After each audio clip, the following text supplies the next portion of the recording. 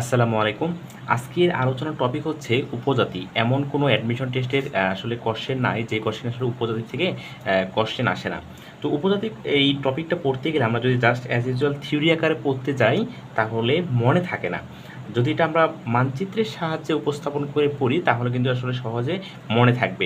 আমরা এই উপজাতি টপিকটা মানচিত্রের সাহায্যে পড়বো। আশা করি সকলের মনে থাকবে এবং যেহেতু প্রত্যেকটা পরীক্ষা জিকে এর পার্ট থেকে এই টপিকের মাস্ট বি কোয়েশ্চেন আসে, তো ১ মার্ক কমন পাওয়া যাবে ইনশাল্লাহ আজকের এই ক্লাসটা করার পর। তো উপজাতি হচ্ছে আমরা দেখি যে এই মানচিত্রে কোন কোন জায়গাটাকে নির্দেশ করছে। রংপুর, রাজশাহী, বৃহত্তর ময়মনসিংহ, শেরপুর, জামালপুর, নেত্রকোনা, ময়মনসিংহ মিলে হচ্ছে বৃহত্তর ময়মনসিংহ। এপাশে সিলেট, মৌলভীবাজার, পাবনা, কুমিল্লা, এর সাথে এপাশে পার্বত্য চট্টগ্রাম, এই পার্বত্য চট্টগ্রাম এটা। আর এই পাশে আপনার রয়েছে সুন্দরবন, পটুয়াখালী, কক্সবাজার। এখন আমরা দেখি যে কোন জায়গাতে কে বসবাস করে।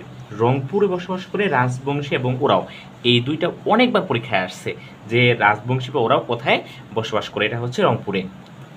বৃহত্তর ময়মনসিংহ, গারো এবং হাজাং, এই দুইটা অপশন যে পরীক্ষায় কতবার আসছে এরা কোথায় বসবাস করে, ময়মনসিংহ, শেরপুর, জামালপুর, নেত্রকোনা, ময়মনসিংহ অপশনে বেশি থাকে।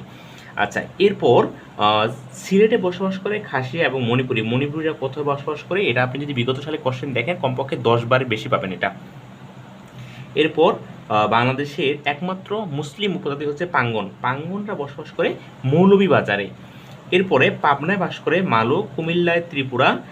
এরপরে রয়েছে পটুয়াখালী এবং কক্সবাজার, এই দুটোতে বাস করে রাখাইন।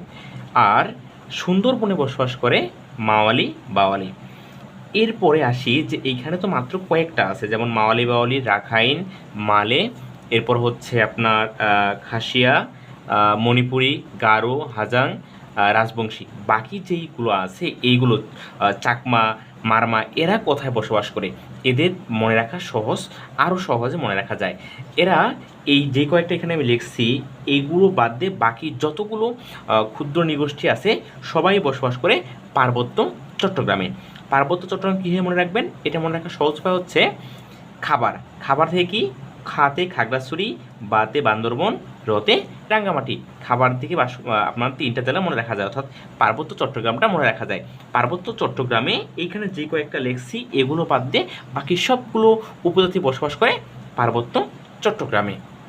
এখানে আর কয়েকটা স্পেশাল হচ্ছে যে ইনফরমেশন দেখি, যে বৃহত্তর নৃগোষ্ঠী হচ্ছে চাকমা, দ্বিতীয় হচ্ছে মারমা, ক্ষুদ্র জাতিসত্তা হচ্ছে 50টি, বিশ্ব আদিবাসী দিবস হচ্ছে 9 আগস্ট।